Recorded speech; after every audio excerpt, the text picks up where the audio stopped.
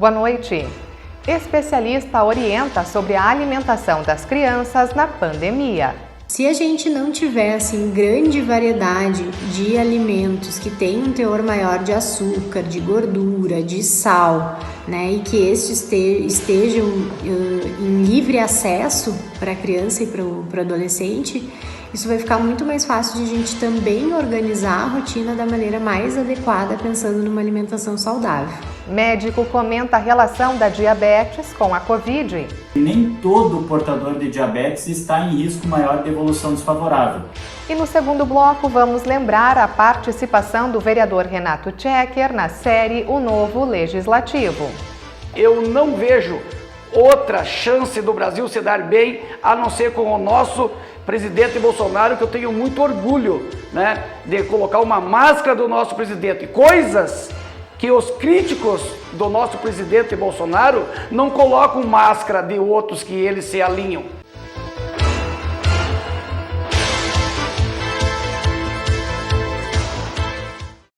Manter a alimentação equilibrada neste período de pandemia é um desafio, mas sabemos que é fundamental para fortalecer o sistema imunológico. A rotina alimentar das crianças é decisiva para o crescimento e o desenvolvimento de bons hábitos. Por isso, pedimos algumas dicas à especialista em nutrição materno-infantil do Hospital São Vicente de Paulo. Veja o que disse Fabiana Guedes. A alimentação saudável ela é fundamental tanto para a garantia do adequado crescimento como do próprio desenvolvimento da criança. E também ela é super importante na questão de prevenção de doenças, né? Como, por exemplo, a própria obesidade, que infelizmente é uma doença que está cada vez mais prevalente tanto nas crianças como nos adolescentes.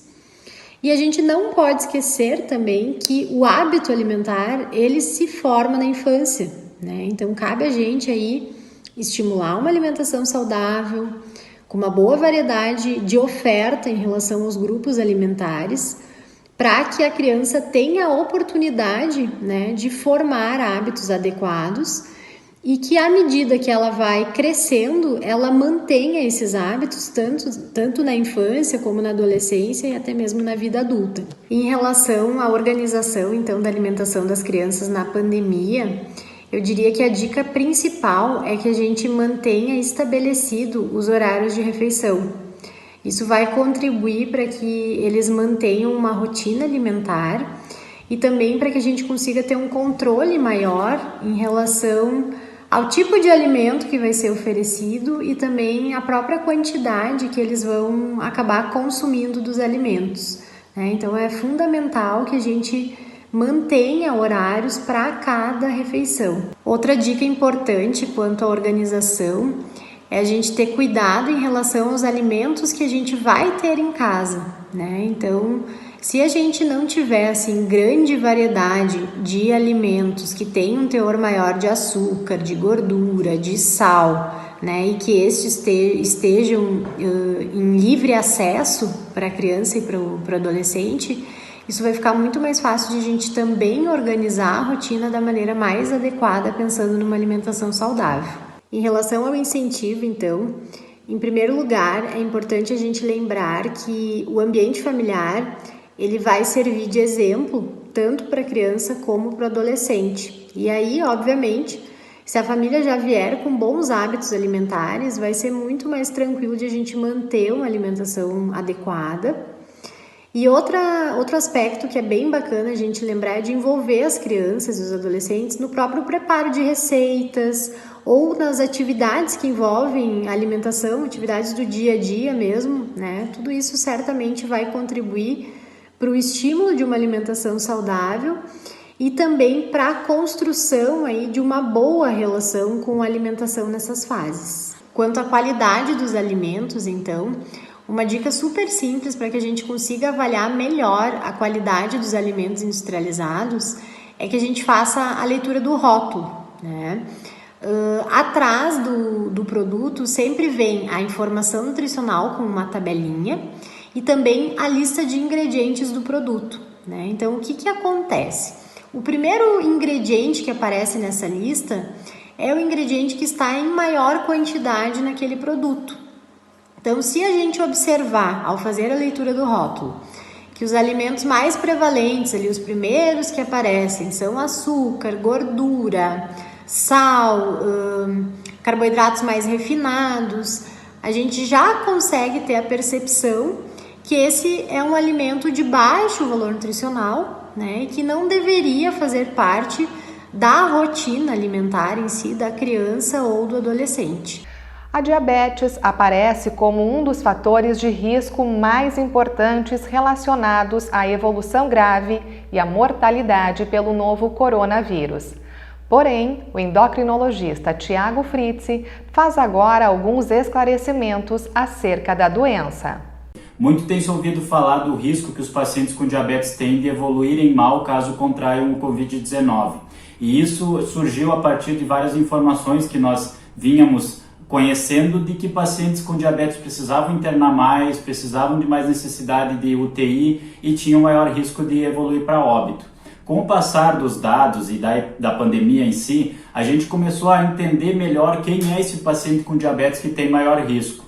Então, isso é extremamente importante de descrever que nem todo portador de diabetes está em risco maior de evolução desfavorável. Qual é, portanto, o paciente com diabetes que tem maior risco? O paciente seria aquele maior de 60 anos, que tem ou teve durante muito tempo um descontrole da sua doença, ou seja, os níveis de açúcar sempre muito aumentados, que apresenta complicações relacionadas ao diabetes, como a retinopatia diabética, que é a doença do olho relacionada com o diabetes, infarto prévio do coração ou doença cardíaca, doença renal, insuficiência renal com necessidade ou não de diálise, má circulação, principalmente em pernas, relacionadas muitas vezes com amputação de dedos, enfim. Esse paciente é o paciente em maior risco de evoluir mal caso contraia o Covid-19. É importante relatar, portanto, que se você tem diabetes, mas mantém seu controle glicêmico adequado, não tem complicações crônicas, tem menos de 60 anos, o seu risco de complicação caso contraia a doença é muito semelhante ao paciente que não tem diabetes. Portanto, aí está o fator fundamental do controle glicêmico adequado, porque isso reflete diretamente na nossa capacidade de resposta à infecção. E o médico também destacou algumas dicas para manter o cuidado com a saúde. A primeira dica que eu deixo para vocês nesses períodos de quarentena: evitem muito os excessos alimentares. Tentem não fugir da sua rotina alimentar. Evitem comidas muito calóricas e evitem aquele famoso ficar beliscando toda hora, porque isso é um desafio. Qualquer paciente que faça tome essas condutas inadequadas, na maioria das vezes piora muito o seu controle glicêmico. E esse é um momento que a gente tem que manter o controle glicêmico o melhor possível. O segundo ponto que eu deixo como dica é manter uma hidratação adequada. Então tomem água, isso é fundamental para que os nossos mecanismos de defesa do organismo funcionem, portanto manter a hidratação adequada é fundamental. O terceiro ponto é ter o melhor sono possível. Dormir bem reflete na nossa capacidade de resposta aos agressores externos. Claro que a gente vive uma fase de que dormir bem nem sempre é fácil, é um período de ansiedade, de incerteza, mas a gente tem que tentar manter a nossa rotina de sono o mais saudável possível. O quarto ponto é, para aqueles que faziam atividade física, façam o possível para mantê-la. Aqueles que não faziam, essa é uma bela oportunidade de iniciar esse novo modo de vida e levar isso como uma herança positiva da pandemia. Quando e como eu vou fazer atividade física? Bom, a resposta aqui é como eu conseguir. Eu posso fazer com professores em videoaulas, eu posso, por opção, sair caminhar na rua ou fazer minha corrida, se eu já fazia isso, sendo que, obviamente, em ambientes externos eu tome os cuidados necessários. Lembrando que agora no nosso território estadual é obrigatório o uso de máscara e uma dica importante da máscara é que ela não deve ficar sendo manipulada, abaixada, erguida. A partir do momento que eu coloquei minha máscara, eu só vou levar minha mão de volta quando eu for retirá-la ao chegar na minha casa. E, obviamente, aquelas orientações de quando chegar em casa, tirar o seu calçado, tirar a sua roupa, adentrar no ambiente interno da casa e fazer sua higiene, tomar o seu banho, que isso vai servir como proteção pessoal e também como proteção dos seus familiares contra qualquer patógeno que possa ter sido levado da rua. O último ponto que eu quero chamar a atenção nessa questão geral de cuidar da sua saúde é: jamais pare suas medicações de uso regular sem acompanhamento ou sem orientação médica. Nós temos visto muitas notícias relacionando que remédio tal poderia piorar ou melhorar a evolução da pandemia, mas o profissional mais adequado para tirar essas dúvidas é o médico que lhe acompanha. Portanto, se há alguma dúvida em relação aos medicamentos que você usa, converse com o seu médico, mas jamais pare de usá-los por conta própria, porque isso vai refletir diretamente no controle glicêmico, piorando esse controle. Portanto, conversem com seus profissionais, que eles são os capacitados para tirar essas dúvidas. Para terminar, nós vivemos uma época de muita informação. Nós recebemos informação de toda parte, da televisão, do computador, do próprio celular, e infelizmente grande parte dessa informação ela não é verdadeira, são informações falsas, e isso faz com que a gente tenha, às vezes, conclusões precipitadas. Portanto, qualquer informação que você receba, que não tem referência, que não se sabe quem escreveu, evite compartilhá-las e evite adotá-las ela como verdade absoluta. Se você tiver dúvida, pergunte para os seus profissionais que assistem vocês, porque eles estudaram, eles têm o conhecimento baseado em pessoas que dedicam a vida a criar realmente informações verdadeiras. Portanto, filtrem muito essas informações que vocês recebem das mídias sociais. E reveja no próximo bloco os melhores momentos da participação do vereador Renato Tchequer na série O Novo Legislativo. É um minuto só.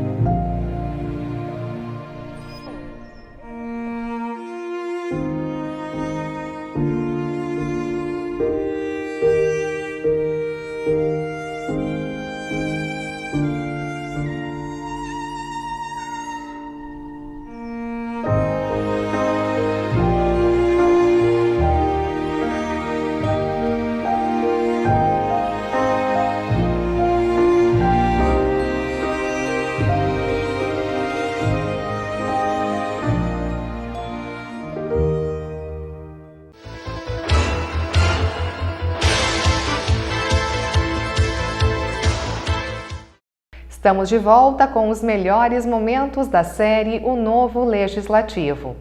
Hoje vamos rever a participação do vereador Renato Tchequer, que foi reeleito com 1.380 votos. Eu costumo a falar da minha profissão. Eu desde 6 anos de idade, quando eu já levava merenda para o meu pai na pedreira, a mãe arrumava o chazinho, o bolinho, e eu levava para o meu pai, e ali eu já ficava aprendendo a fazer algum serviço. E dali eu nunca mais saí da pedreira, sempre trabalhei com o meu pai, né? Casei, sustentei a minha família até vir para a Câmara com 40 anos de idade, né? Mas até os 40 anos de idade eu sempre trabalhei dentro de uma pedreira, a não ser 9 meses que trabalhei como frentista de um posto de combustível. O restante dos meus anos sempre trabalhando dentro de uma pedreira, como pedreiro, né? Como fazedor de paralelepípedo, como fazedor de alicerces, de meio fio. Essa é a minha profissão, né? Então tenho muito orgulho disso e só peço a Deus que me dê saúde para que, se um dia eu não tiver mais na política, que eu consiga ter saúde para mim voltar a trabalhar na minha profissão como pedreiro, que é o que eu adoro a minha profissão. O segredo é trabalhar e não ter descanso, né? Eu acho que enquanto o político tiver vontade de trabalhar, de se manifestar, eu acho que o povo tem que continuar, sim, reconhecendo esses tipos de políticos. E este vereador aqui sempre tive posição, né? Muitas pessoas não gosto muito desse vereador aqui, mas também arrumei muitas pessoas que me acompanham e me admiram justamente pelas minhas manifestações e meus posicionamentos. Então, eu acho que o segredo é esse, mostrar para a população de que lado o vereador está. E eu, graças a Deus e graças ao meu trabalho, eu sempre mostrei em que lado estou. O presidente Bolsonaro é a única esperança que nós temos viva nesse nosso Brasil, no meio de tantos políticos corruptos, políticos canalhas, né? Então, o pessoal muitas vezes interpreta mal, mas ele é louco pelo Bolsonaro. Eu não sou louco pelo Bolsonaro, eu sou louco pela seriedade, pela honestidade e pelo trabalho de um homem que está há mais de 30 anos dentro da política e nunca se corrompeu. Então é isso que eu defendo, a seriedade e a lealdade que o nosso presidente tem com o nosso Brasil. Quando você olha para cima, já foi muitos canalhas também lá para cima. Então assim, eu não vejo outra chance do Brasil se dar bem, a não ser com o nosso presidente Bolsonaro, que eu tenho muito orgulho, né, de colocar uma máscara do nosso presidente. Coisas que os críticos do nosso presidente Bolsonaro não colocam máscara de outros que eles se alinham. Eles sabem criticar o Bolsonaro porque eles não têm argumentos, eles não têm o que falar. Agora, quando tiver que botar uma máscara dos que eles defendem, aí eles têm vergonha de saírem na rua com uma máscara daqueles que eles defendem, porque eles sabem que eles vão ter rejeição, porque nós andamos num mundo, estamos vivendo um mundo que ninguém mais tolera bandido político, principalmente. Ninguém mais tolera bandido político, principalmente. Essa lei foi muito debatida aqui na Câmara, Ana, e eu digo assim, foi uma lei histórica, né? Nós conseguimos aprovar uma lei dessa dimensão e teve muitos contratempos, teve muitos debates, teve muitas pessoas que interpretaram mal, que o vereador era contra a juventude. Jamais! A nossa juventude é o nosso futuro, é a nossa esperança, é tudo que nós temos de bem. O que essa lei significa é respeito. O sujeito não pode ir numa praça pública, quebrar garrafa, fazer bebedeiras e isso e aquilo e achar que está agradando, né? Porque a nossa juventude, 96, 97% é um exemplo, só que de repente 3, 4% de jovens radicais que acham que vale tudo, eles acabam atrapalhando ao todo. Essa lei deu um bom resultado, só que claro, né, não resolveu o problema, mas que agilizou e que deu mais poder para a nossa fiscalização, né, para a nossa brigada militar fazer a fiscalização. Isso deu. Então foi uma lei muito discutida e graças a Deus ela veio, foi aprovada e está valendo, né? E eu acredito que normalizou muito com a nossa lei o respeito entre a nossa juventude. Nós já fizemos essa indicação aí há 6 meses atrás, né? E o que me deixa às vezes com uma pulguinha atrás da orelha é que quando chegou a campanha, deu uma paralisada, ninguém mais falou em nada praticamente. Deixaram a campanha correr solta, frouxa. Rádios se calaram, né? Médicos que davam entrevista em tais rádios também não apareceram mais dar entrevista. Aí depois da eleição, aí o vírus atacou a todo vapor novamente. Então isso me deixa revoltado, né? E sabemos que o governo federal mandou um monte de dinheiro para o nosso governador do estado. Onde é que está o investimento perante todo esse dinheiro que veio, né? Há boatos aí que é mais de 2 bilhões de reais, né? Na nossa cidade de Passo Fundo, o governo, há boatos aí que também mandou mais de 27 milhões de reais. Onde é que foram parar esse dinheiro? O que o nosso executivo fez com esse dinheiro, já que estamos aí no meio de uma pandemia? Com esses 27 milhões, ele não teve capacidade de contratar mais médicos e colocar, então, o hospital de campanha? É o que eu estou reivindicando. Vamos fazer um hospital de campanha, então, já que é tudo isso, já que é esse pavor, já que o coronavírus veio a todo vapor depois das eleições, então o mínimo e o justo é colocar um hospital de campanha para dar amparo para a nossa população, porque nós vivemos numa cidade a mais de 210 mil habitantes e atendemos aqui, a gente sabe, perante a saúde principalmente, mais de 150 cidades da região. E o Jornal da Câmara desta quinta-feira termina aqui. Uma ótima noite e até amanhã.